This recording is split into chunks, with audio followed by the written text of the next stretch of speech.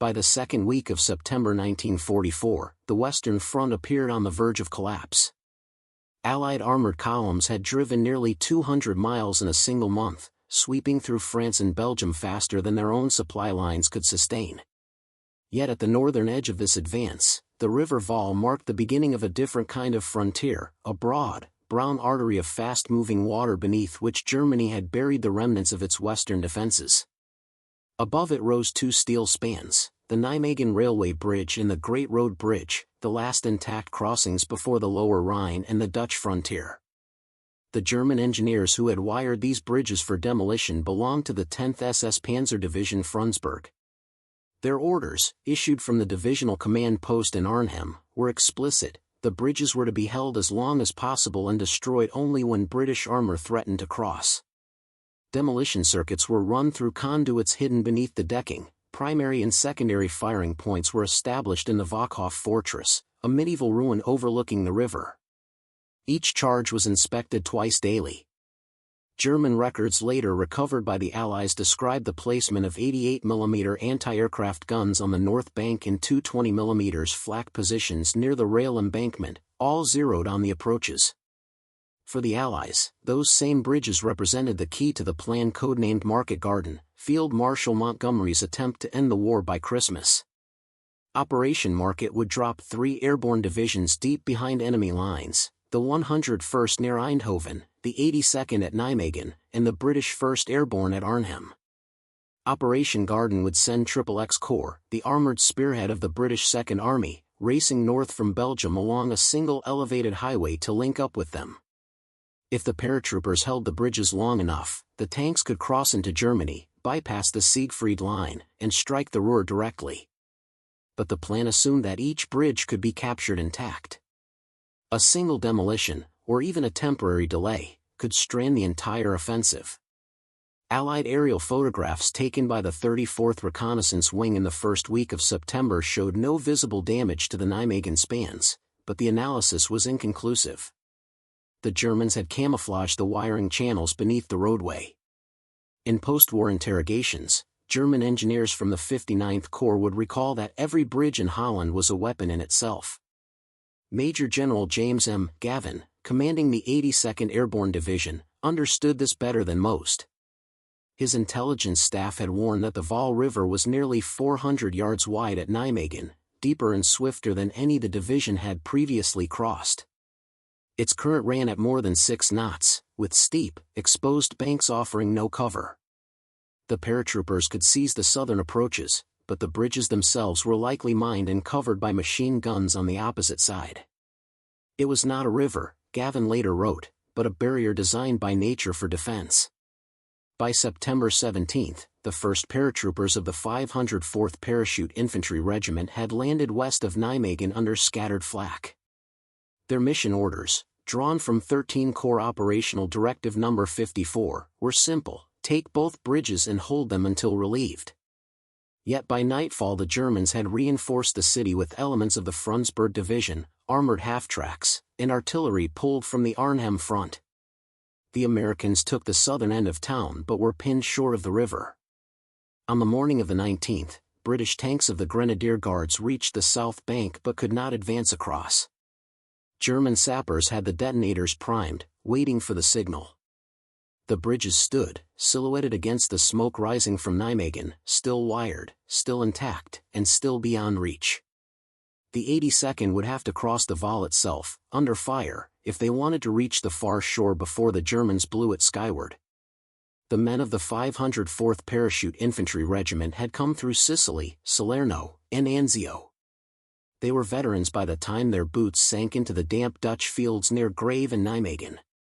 Colonel Reuben Tucker commanded them, a tall, composed officer whose calm hid the fatigue of 2 years in continuous combat.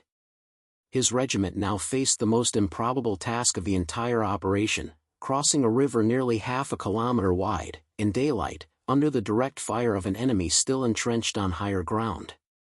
The Waal was no ordinary water obstacle. Engineers' measurements taken by reconnaissance patrols on the 18th recorded an average width of 400 yards, a depth exceeding 12 feet in the channel, and a surface current fast enough to drag a loaded boat 5 yards downstream for every 10 yards forward. The north bank rose in a gentle but exposed slope, offering the Germans commanding fire positions along the dike and railway embankment. There was no natural cover, only open water, mud, and wind. The 82 ND's engineers had not been issued assault boats. The airborne divisions had been designed for vertical envelopment, not riverine attack. Their light equipment included demolitions and collapsible rubber rafts, but nothing that could ferry a full infantry company across a river of this scale. On the afternoon of September 19, Major Julian Cook, executive officer of the 3rd Battalion, received word from division headquarters that British engineers of XXX Corps were sending up 26 canvas assault boats from the bridgehead at Grave. They arrived before dawn, flat-bottomed, wooden-framed, and designed for 6 men apiece, not for combat under fire. Sergeant Ernie DeLeo, one of the engineers assigned to the crossing, later described them as thin as eggshells, like paper stretched over sticks. The men practiced paddling once in a flooded ditch before loading them onto trucks. They knew the crossing would take place in daylight. Smoke shells would mask their approach, but only briefly. Artillery ammunition was already running low after days of continuous firing. On the opposite bank, the Germans were not idle. Elements of the 10th SS Panzer Division had dug into firing pits along the railway line and installed machine guns behind the embankment. Forward observers from the 1st Battalion, 21st SS Panzergrenadier Regiment, had zeroed their 88mm flak guns on the southern bank's approaches. One captured map, later examined by Allied intelligence, showed pre-registered targets numbered across the river like coordinates on a chessboard. Each square had an artillery calibration. From his command post near Lent, Major General Gavin understood the risk but saw no alternative. The southern bridge approaches were blocked by intact German positions, and the British armor could not move forward until the northern abutments were secured. "If we don't go across," he told his staff, "the whole operation stops here." The plan was brutally simple. The 3rd Battalion of the 504th would cross first, seize a foothold on the northern bank, and attack westward along the dike toward the railway bridge. Once the bridgehead was secure, the remainder of the regiment and British tanks could follow. Gavin ordered the division's artillery to lay down a dense smoke screen at 1,500 hours, with all guns firing in timed sequence. 105mm howitzers from the 376th Parachute Field Artillery Battalion, supplemented by British 25-pounders. Captain Ralph Hauser, commanding C Company, later wrote in his diary that men stared at the river as if it were alive. Some stripped their gear to the bare minimum, rifle, bandolier, and a single grenade. Others tied ropes around their waists to pull boats ashore if they drifted. Each platoon was allotted 1 or 2 boats, meaning many men would have to wait on the south bank until survivors brought vessels back. At 1,430 hours on September 20th, Cook assembled his officers behind the dike and spoke quietly over the wind. "The boats are here. The guns will cover us as long as they can. We go as soon as the smoke is down."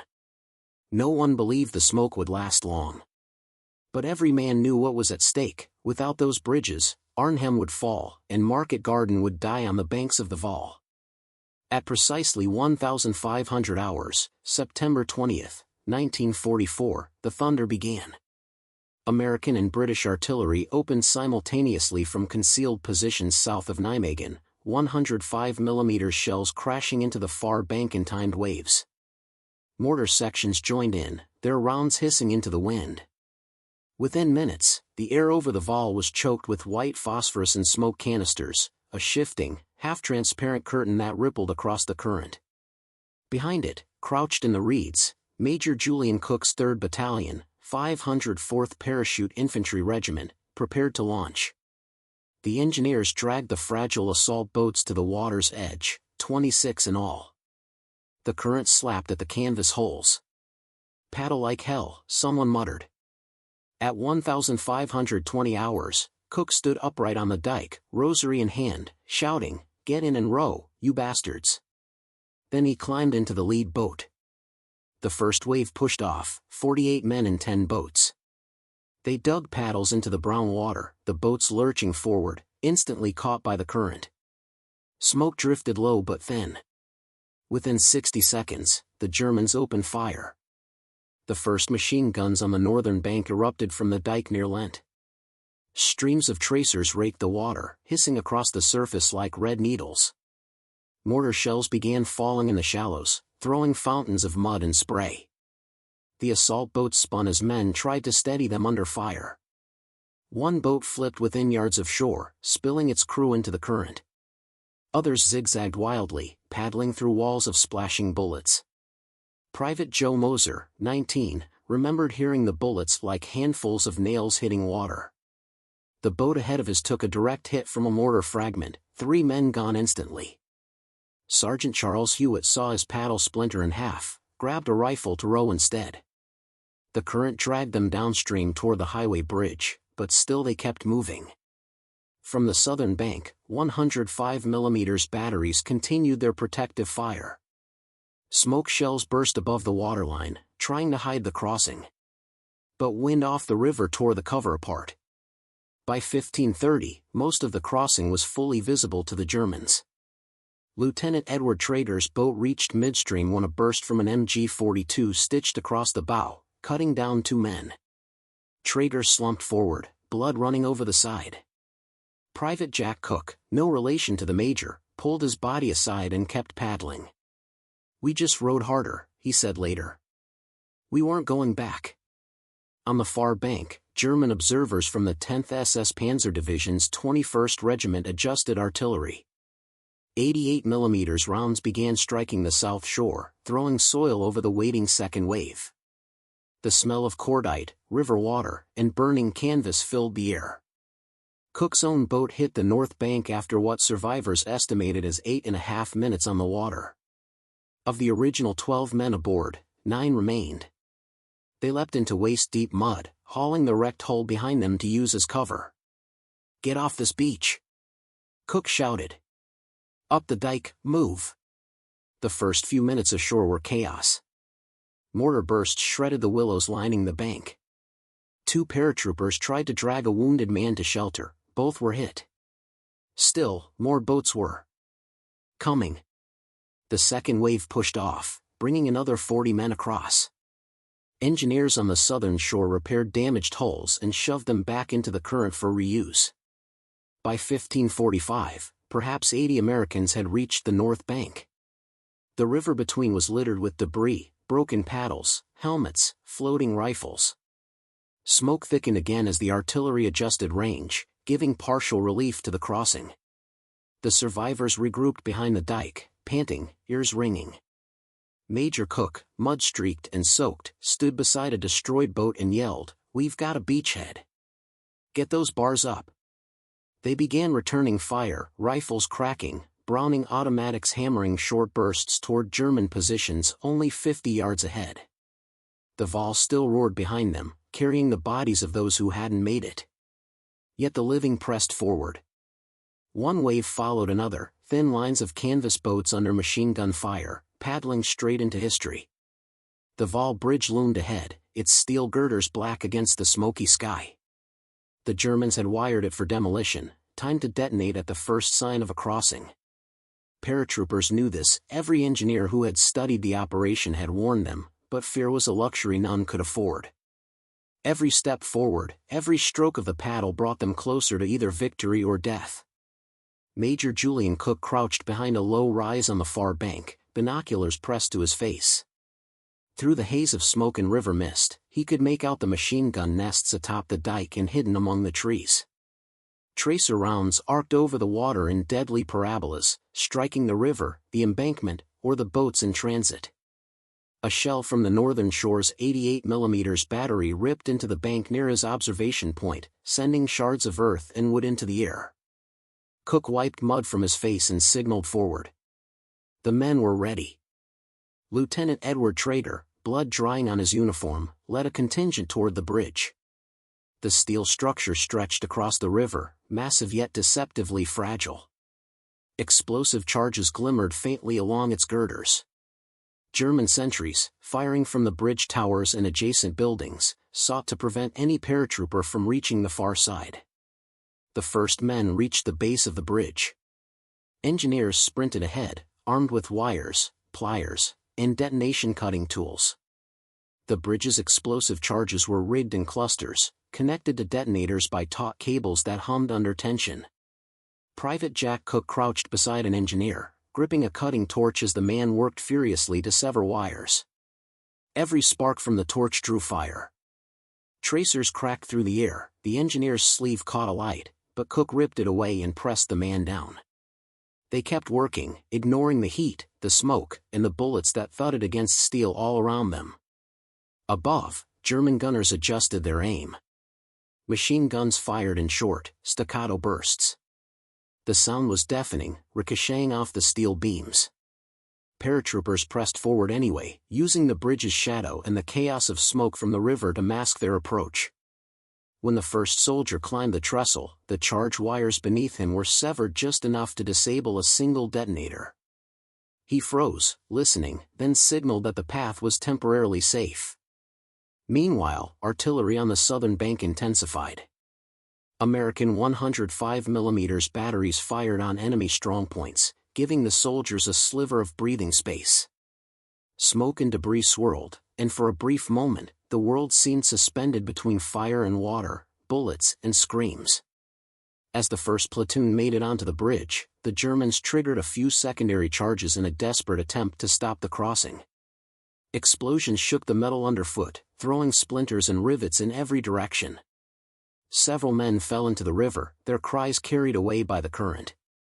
Those still standing pushed forward with grim determination, dragging wounded comrades and pushing the boats that had survived the initial crossing into the river to ferry reinforcements. Major Cook shouted over the roar, "Hold the far side. Establish positions. Get those bars up." Men scrambled for cover between girders, using the bridge itself as a shield while returning fire. Bullets tore through steel beams, pinging with every ricochet.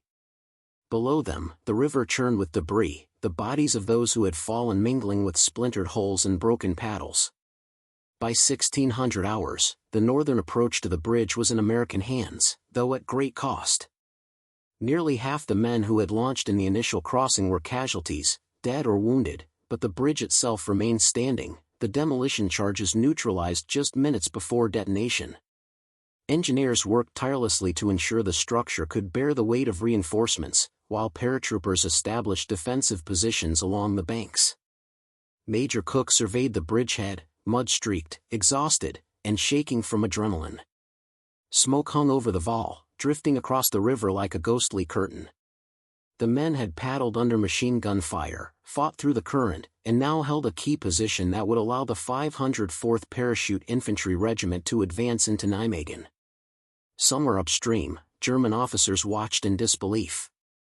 Their perfectly wired demolition, intended to deny passage, had failed.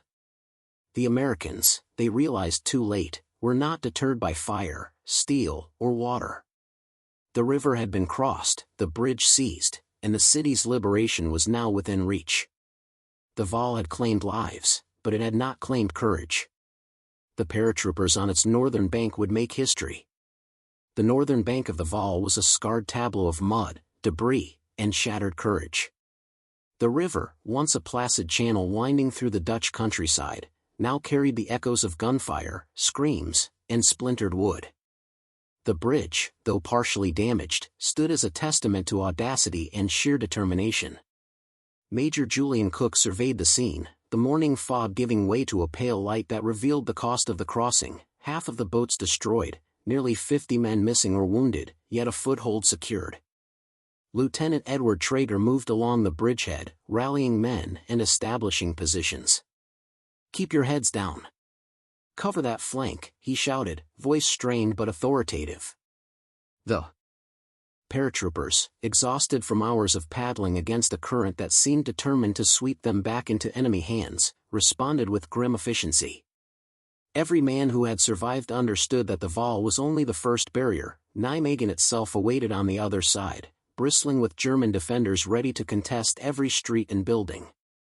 Engineers worked frantically on the bridge, severing remaining wires, disarming secondary charges, and reinforcing weak points to allow reinforcements and supplies to flow. Private Jack Cook, soaked and shivering, assisted in lifting a damaged boat over a support girder, the sharp tang of river water and oil mixing with smoke. Each boat was a lifeline for the next wave of soldiers, a fragile vessel carrying the weight of victory and survival across a river lined with enemy fire. From the southern bank, American artillery continued to pound German positions, creating a haze of smoke and dust. The 105mm rounds ripped through buildings near the bridge approach, suppressing snipers and machine gun nests. Yet, even with artillery support, German defenders were not idle. Snipers took position in church steeples and crumbling facades, while machine guns rattled from windows and rooflines. Every step forward was contested. Every advance met with lead. Major Cook moved along the embankment, issuing orders and calming men whose fear threatened to overwhelm. "We hold this bridge at all costs. Reinforcements are on the way." His voice carried over the roar of machine guns and the river's relentless current. Soldiers nodded, resetting their grips on rifles and bracing against the cold, wet metal of the bridge. Every man knew that failure here meant not just death, but the potential collapse of the entire operation. As the first waves of reinforcements crossed, the Americans began to consolidate their hold. Squads dug in behind rubble, barricaded the bridge's entrances, and set up defensive fire zones. The Germans, caught off guard by the sheer audacity of the crossing, hesitated, recalibrating their response. This pause, though brief, allowed the Americans to establish a foothold on the northern bank. By mid-afternoon, the paratroopers had secured the immediate vicinity of the bridge. Casualties were collected, the wounded evacuated under covering fire, and the first vehicles and supply columns moved across to sustain the assault. Major Cook noted the resilience of his men, faces smeared with mud and soot, eyes bright with determination, hands raw from gripping paddles and weapons, yet unwavering. The river crossing had tested every ounce of courage and endurance, and the men had passed. Still, the city of Nijmegen lay ahead, and intelligence indicated that German defenders had reinforced its streets, setting up barricades, booby traps, and sniper positions. Lieutenant Trader walked along the edge of the bridgehead, scanning for potential threats. "They'll know we're coming," he said, voice low. "Every street, every corner, prepared to kill. We push forward carefully, but we push forward." Major Cook's gaze swept the city skyline, spires, rooftops, and smoke rising from distant bombardments. The bridge across the Waal was no longer a mere obstacle, it was a lifeline. Through it flowed not just men and supplies, but the momentum that would determine the fate of the operation. The paratroopers had survived the river, and now, with courage still intact and determination unbroken, they prepared to turn their foothold into a victory that would be remembered for generations. The Waal had been crossed. Nijmegen awaited. The fight was far from over, but the first step toward liberation had been taken, and the Americans would not be denied. The northern bank of the Waal was a scarred tableau of mud, debris, and shattered courage. The river, once a placid channel winding through the Dutch countryside, now carried the echoes of gunfire, screams, and splintered wood. The bridge, though partially damaged, stood as a testament to audacity and sheer determination. Major Julian Cook surveyed the scene, the morning fog giving way to a pale light that revealed the cost of the crossing, half of the boats destroyed, nearly 50 men missing or wounded, yet a foothold secured. Lieutenant Edward Traeger moved along the bridgehead, rallying men and establishing positions. "Keep your heads down. Cover that flank," he shouted, voice strained but authoritative. The paratroopers, exhausted from hours of paddling against a current that seemed determined to sweep them back into enemy hands, responded with grim efficiency. Every man who had survived understood that the Waal was only the first barrier. Nijmegen itself awaited on the other side, bristling with German defenders ready to contest every street and building. Engineers worked frantically on the bridge, severing remaining wires, disarming secondary charges, and reinforcing weak points to allow reinforcements and supplies to flow. Private Jack Cook, soaked and shivering, assisted in lifting a damaged boat over a support girder, the sharp tang of river water and oil mixing with smoke. Each boat was a lifeline for the next wave of soldiers, a fragile vessel carrying the weight of victory and survival across a river lined with enemy fire. From the southern bank, American artillery continued to pound German positions, creating a haze of smoke and dust. The 105mm rounds ripped through buildings near the bridge approach, suppressing snipers and machine gun nests. Yet, even with artillery support, German defenders were not idle. Snipers took position in church steeples and crumbling facades, while machine guns rattled from windows and rooflines. Every step forward was contested. Every advance met with lead. Major Cook moved along the embankment, issuing orders and calming men whose fear threatened to overwhelm. "We hold this bridge at all costs. Reinforcements are on the way." His voice carried over the roar of machine guns and the river's relentless current. Soldiers nodded, resetting their grips on rifles and bracing against the cold, wet metal of the bridge. Every man knew that failure here meant not just death, but the potential collapse of the entire operation. As the first waves of reinforcements crossed, the Americans began to consolidate their hold. Squads dug in behind rubble, barricaded the bridge's entrances, and set up defensive fire zones. The Germans, caught off guard by the sheer audacity of the crossing, hesitated, recalibrating their response. This pause, though brief, allowed the Americans to establish a foothold on the northern bank. By mid-afternoon, the paratroopers had secured the immediate vicinity of the bridge. Casualties were collected, the wounded evacuated under covering fire, and the first vehicles and supply columns moved across to sustain the assault. Major Cook noted the resilience of his men, faces smeared with mud and soot, eyes bright with determination, hands raw from gripping paddles and weapons, yet unwavering.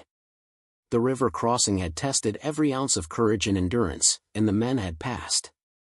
Still, the city of Nijmegen lay ahead, and intelligence indicated that German defenders had reinforced its streets, setting up barricades, booby traps, and sniper positions.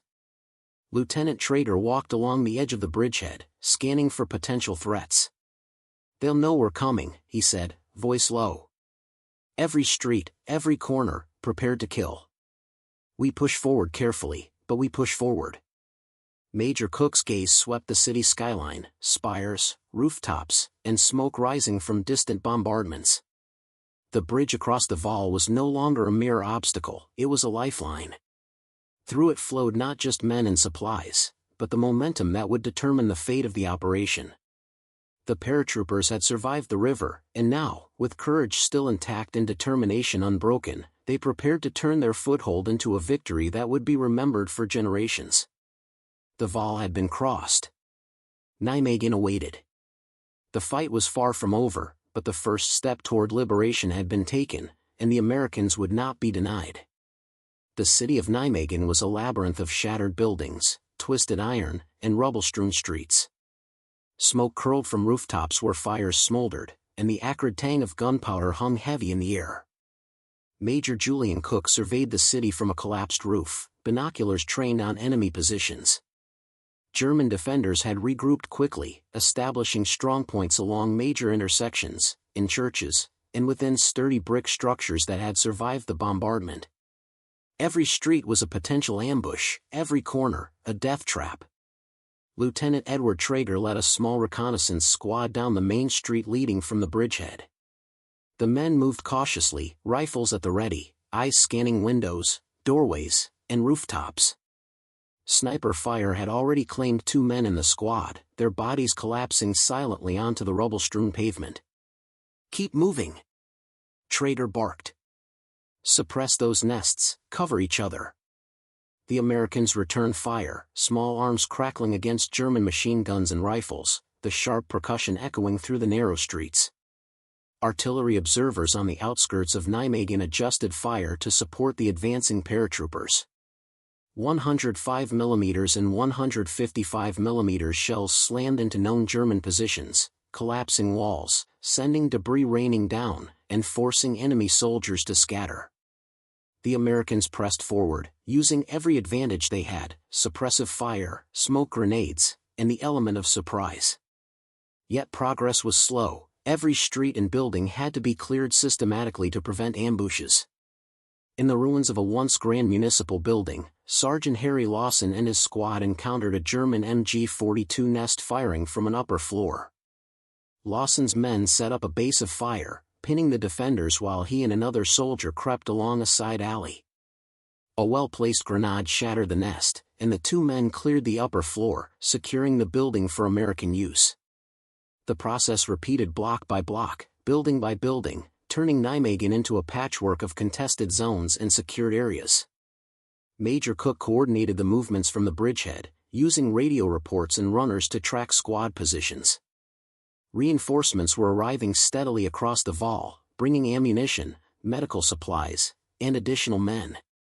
Every arrival bolstered morale, yet the cost was evident: casualties mounted, men were exhausted, and the stench of blood mixed with smoke and river water. From a ruined church tower, a German officer surveyed the advancing Americans. He barked orders to his men, calling for counterattacks and directing machine gun fire into streets where resistance had formed. Yet, the paratroopers adapted quickly. Using smoke, cover, and coordinated suppressive fire, they neutralized counterattacks with ruthless efficiency. Every building cleared, every intersection secured, reduced the Germans' ability to regroup. By late afternoon, the Americans had reached the outskirts of Nijmegen's central square. The city was still contested, but the initiative had shifted decisively. German troops, battered by river crossings, relentless street fighting, and artillery bombardments, began to withdraw to secondary defensive lines. The paratroopers pressed forward cautiously, ensuring that every advance was supported, every angle secured. Major Cook moved along the forward positions, inspecting squads and encouraging men. "We hold what we take," he said firmly. "Do not give them a chance to counterattack. Every building, every street, it's ours only when we secure it fully." The men nodded, their fatigue tempered by resolve. They had crossed the Waal under near impossible conditions, survived machine gun fire, and now they were turning Nijmegen itself into a series of footholds. As evening approached, the city's skyline was a mix of smoke, fire, and the outlines of American flags being raised over key buildings. The paratroopers had secured the bridge, the northern bank, and now the streets leading to the heart of Nijmegen. Yet Major Cook knew the fight was far from over. German defenders would not surrender easily, and the city's dense urban terrain favored defenders over attackers. Still, the first major objective had been achieved. Nijmegen's streets were contested, but slowly, methodically, the Americans were turning the tide. The courage, endurance, and discipline that had carried them across the Waal now carried them through the city itself. And as night fell, the city's fires reflected in the determined faces of the paratroopers, a reminder that liberation was being forged, one street at a time. The night brought no respite to the men of the 82nd Airborne. Nijmegen lay partially in American hands, but the Germans were far from defeated. From hidden positions in cellars, ruined buildings, and the shadows of collapsed bridges, they prepared to strike back. Intelligence reports indicated that reinforcements from the 10th SS Panzer Division were moving toward the city. Major Julian Cook knew that if these forces arrived unchecked, the gains made at the Waal could be lost in hours. The paratroopers dug in along the northern streets, creating makeshift defensive lines using rubble, overturned carts, and abandoned vehicles. Machine guns were strategically positioned to cover every approach, and riflemen were assigned to every window and doorway that could offer a field of fire. Cook paced along the lines, inspecting positions, issuing orders, and ensuring ammunition was distributed evenly. "We hold what we've bled for," he reminded his men. "Nothing moves without going through us first." At 0200 hours, the first shadows emerged.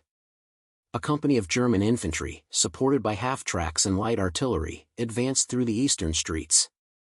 They moved with caution, aware that American paratroopers were likely entrenched. But even experienced troops could not anticipate the ferocity and coordination of the defense. When the Germans entered the kill zones, the Americans opened fire. M1 Garand's cracked, Thompson submachine guns rattled, and bars delivered sustained suppressive fire. The first wave faltered almost immediately, forcing a retreat behind the ruins for cover. Lieutenant Edward Traeger led a counterassault on a corner occupied by a German machine gun crew. Using grenades and close-quarters rifle fire, his squad neutralized the position, securing a vital intersection and opening a line of fire down the main approach. Elsewhere, Sergeant Harry Lawson coordinated with engineers to remove obstacles and booby traps set by retreating Germans, ensuring the paratroopers could maneuver without undue risk. Major Cook, observing from a rooftop, realized the Germans had underestimated the Americans' endurance. Exhausted though they were, the paratroopers maintained disciplined fire, rotating squads to prevent fatigue. Mortars, brought forward in makeshift positions, lobbed shells into enemy concentrations, causing disarray and breaking up formations before they could organize effective attacks. The counterattack escalated in intensity as dawn approached. German artillery rained down sporadically, striking buildings already weakened by prior combat, yet the Americans adapted, using the rubble as cover and coordinating return fire. Communication lines crackled with updates from forward observers, relaying enemy movements to Major Cook, who adjusted positions dynamically. Each German advance was met with carefully calculated fire, maximizing the impact of every shot. At one point, a small German force attempted a flanking maneuver along a narrow canal. Lieutenant Traeger noticed the movement, signaling two squads to intercept. In a tense firefight among toppled bridges and flooded streets, the paratroopers cut off the German advance, forcing a surrender of 30 soldiers. Captured maps and communications indicated that the German command underestimated American positions and strength, confirming that the defenders had achieved the upper hand in tactical planning as well as in firepower. By mid-morning, the counterattack had been repelled. The Germans were forced to regroup, abandoning their initial objectives and falling back to secondary defensive positions outside the city center. Paratroopers consolidated positions, tended to the wounded, and reinforced key intersections with barricades and machine gun emplacements. The streets of Nijmegen, once the scene of relentless assault, were now firmly under American control. Major Cook, surveying the aftermath from a high vantage point, allowed himself a brief moment of reflection.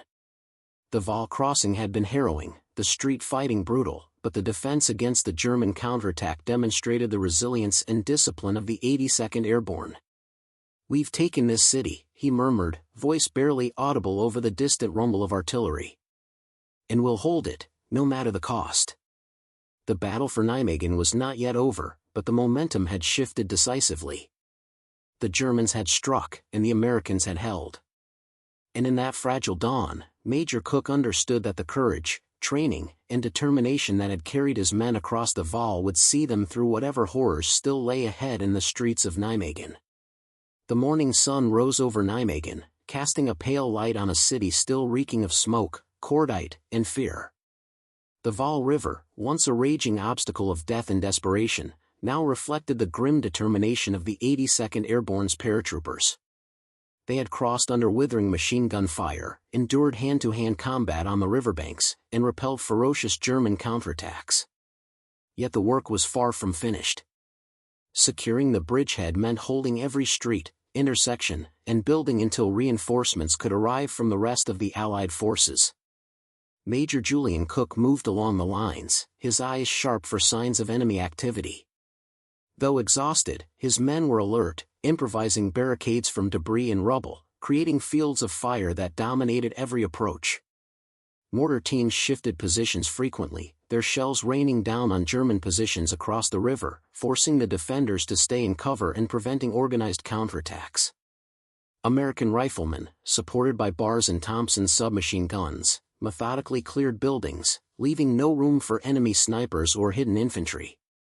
Across the Waal, German artillery and small arms fire persisted, a reminder that the river had been only the first of many obstacles. Yet the Americans had learned from the crossing. Each squad rotated vigilantly, using trenches, buildings, and overturned vehicles for cover. Engineers worked under fire to repair damaged bridges and erect temporary footbridges, allowing supplies and ammunition to flow into the city without interruption. Every man knew the stakes, any lapse could undo the weeks of planning and sacrifice that had culminated in the crossing. Lieutenant Edward Traeger led a team into a partially destroyed apartment building near the northern bank.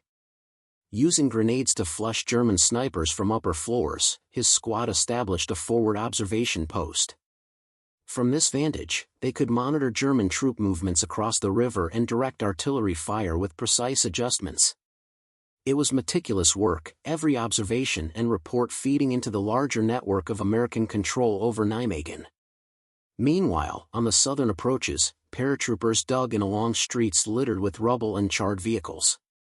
Sergeant Harry Lawson coordinated defensive lines, ensuring that machine guns were interlocked and overlapping fields of fire maximized coverage. German reconnaissance planes appeared overhead, but anti-aircraft fire from both ground-based weapons and improvised heavy rifles forced them to retreat before they could relay valuable intelligence. By midday, the city began to settle into a tense quiet. Patrols scoured streets, clearing abandoned German positions and taking prisoners. The paratroopers marked booby traps and mines, a constant reminder that even as the fighting paused, danger was never far away. Messages relayed from higher command promised reinforcements and supplies, yet every man knew that until they arrived, Nijmegen was in their hands alone. Major Cook gathered his officers for a brief strategy session. Maps sprawled across a battered table showed the river, key buildings, and potential German approaches. "We hold here, here, and here," he said, pointing to the northern streets and intersections. "The men are dug in, our fields of fire overlap. No enemy force can break through without paying a heavy price. We maintain discipline, rotate squads, and protect our wounded. That is how we survive." The afternoon brought renewed skirmishes. German infantry attempted probing attacks, testing weak points in the American lines. Each effort was met with calculated fire and determined resistance. Casualties were taken, but no ground was lost. The combination of superior positioning, firepower, and unyielding morale allowed the paratroopers to repel every incursion. As evening fell, Nijmegen's skyline was a mix of smoke and fading sunlight, casting long shadows over shattered buildings. The bridgehead was secure, the immediate threat contained, and the 82nd Airborne held the city with a resolve forged in fire. From the riverbanks to the streets, every paratrooper understood the significance of their achievement. The crossing of the Waal had been only the beginning. Securing Nijmegen demonstrated the courage, planning, and sacrifice that would define the battle and echo through history. Major Cook looked out over the river, watching the calm water that had been a gauntlet less than 48 hours earlier. The men were weary, wounded, yet unbroken. In that quiet, temporary reprieve, he knew the city had been claimed, not just by force of arms, but by the indomitable spirit of those who had paddled, fought, and endured. The bridgehead held, and the Allies had taken another crucial step toward victory in the Netherlands.